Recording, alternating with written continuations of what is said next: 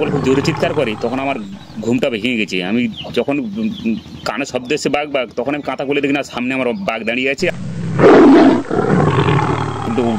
আমার খুলি টোটালি নেই, আমার ওই থাই চামড়া কেটে লাগিয়েছে। নমস্কার। সুন্দরবনের জঙ্গলে ধীবররা যায় মাছ ধরতে। তাদের মধ্যে একজন মাছ ধরতে গিয়েছিল ফাঁস জাল নিয়ে। তারপর তার নৌকাতে হঠাৎ করে বাঘের আক্রমণ হয়। তারপর বাঘে মানুষের চলতে থাকে লড়াই।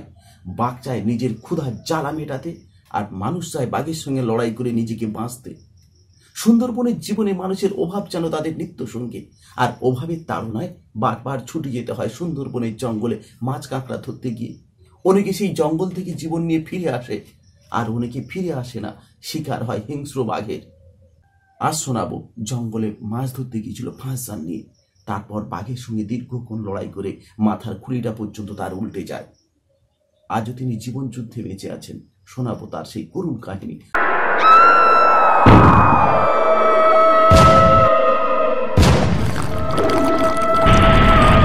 নমস্কার দাদা, আমরা এখনো দেখতে পাচ্ছি আপনার মাথায় ব্যান্ডেজ করা রয়েছে, মাথায় এখান থেকে দাগ রয়েছে সেলাই। তাহলে কি বুঝবো দাদা, এখান থেকে আপনার বাঘের আক্রমণে আপনার মাথার খুলিটা কি উল্টে গেছিল? সে কথা যদি আমার দর্শক বন্ধুদের জানান আপনি। আমার পাশও ছিল, লাইসেন্স ছিল, ফাঁস জাল নিয়ে গেছিলাম, জাল আমার পাতাও ছিল। আমার গায়ে ওই দিন মারাত্মক জ্বর ছিল, আমি নৌকাটা গ্রাবি করে দিয়ে শুয়ে আছি। দুর্ঘটনা, আপনার যে এই যে দুর্ঘটনা, এটা কখন কিভাবে হয়েছিল যদি আমার দর্শকদের একটু শোনান সেই অভিজ্ঞতার কথা। নেতা ধপানি ক্যাম্পের ফোড়নের মুখেই হয়েছে। তা আমি ওই আমার গায়ে খুব জ্বর ছিল, আমি শুয়ে আছি। তা হঠাৎ আমি শুনতে পাচ্ছি আমার কানে শব্দ এসছে যে বাঘ বাঘ বলে সবাই চিৎকার করছে। আমরা 5 জন যাই, আর পাশে আর একটা নৌকা ছিল, তারাও 5 জন ছিল।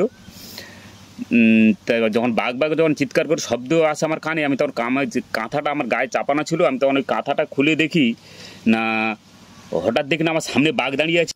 আপনি তো নৌকায় রাতের বেলা শুয়েছিলেন, তারপর হঠাৎ করে আপনাকে বাঘ এসে আক্রমণ করলো, তারপর আপনি কি করলেন বাঘের সঙ্গে?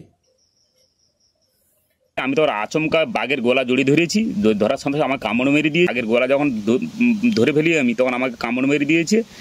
দিয়ে এবারে বাঘকে মোচড় দিয়ে দিয়েছি। দিতে যখন বাঘ কী করেছে, আমার উপর দিয়ে বেরিয়ে গেছে, পিঠে নখ লেগেছে, নাক ফাটিয়ে দিয়েছে, মাথায় নখ লেগেছে, মাথায় কামড় মেরেছে। আপনি তো দীর্ঘক্ষণ বাঘের সঙ্গে লড়াই করলেন, তারপর কারা এসে আপনাকে উদ্ধার করলো সেই কথা যদি একটু জানান। আমার কাছে ফোনটা ছিল, আমার এইটুকু মনে আছে, আমার কাছে ফোন ছিল, ফোনটা মাথা কাজই ছিল।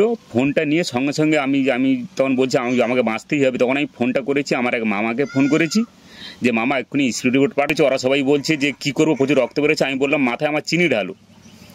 ওরা চিনি ঢেলেছে, 10 মিনিটের ভিতরে স্পিড বোট, ওরা যেটা বলছে মিনিট 10 পরে স্পিড বোট পৌঁছে গেছে। যে অবস্থা আমার ছিল, কিন্তু ওরা বলছে যে অবস্থা ছিল, জ্ঞান কীভাবে আছে স্যারের ঠাকুরই জানে। আপনি তো বাঘের সঙ্গে লড়াই করে অসুস্থ হয়ে পড়লেন, প্রচুর ব্লিডিং হয়েছিল। তারপর আপনাকে আপনার সঙ্গীরা কোন হসপিটালে নিয়ে যায়? তা আমি ফোন করেছি যে স্পিড বোটে গেছে। স্পিড বোট যখন গেছে তখন আমি বলছি আমাকে যে কোনো প্রকার আমাকে হাসপাতালে পৌঁছাও। সেই মুহূর্তে গোসাও হাসপাতালে গেছে।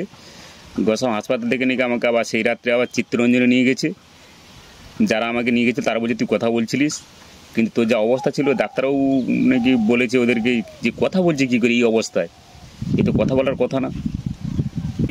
টোটালি নেই, আমার ওই থাই চামড়া কেটে লাগিয়েছে, এই নিচের চামড়া, এই উপরে এই চামড়া কেটে লাগিয়েছে চামড়া। আপনারা যখন জঙ্গলে মাছ ধরতে যান, নিশ্চয়ই আপনি নৌকো নিয়ে একা যাননি, আপনার সঙ্গে আপনার সতীর্থরা, আপনার প্রিয় বন্ধু বান্ধব যারা আপনাদের সঙ্গে মাছ ধরেন, সেই সমস্ত ধীবর কতজন ছিল আপনার সঙ্গে? দুটো নৌকায় 10 জন ছিলাম।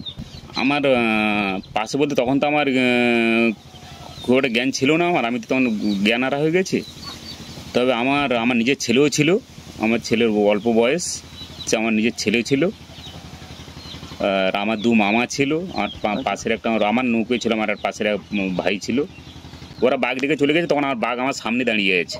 ওরা যখন বাঘ বাঘ বলে খুব জোরে চিৎকার করে, তখন আমার ঘুমটা ভেঙে গেছে। আমি যখন কানে শব্দ এসছে বাঘ বাঘ, তখন আমি কাঁথা খুলে দেখি না সামনে আমার বাঘ দাঁড়িয়ে আছে। আমার তখন নৌকোয় কেউ নেই, আমি একা। তখন ওরা সব পাশে নৌকে উঠে গেছে। ফাঁস জালে মাছ ধরতে গেছিলাম। খাল মতো একটা আছে, খালের মাঝখানে নগরগড়ি ছিলাম।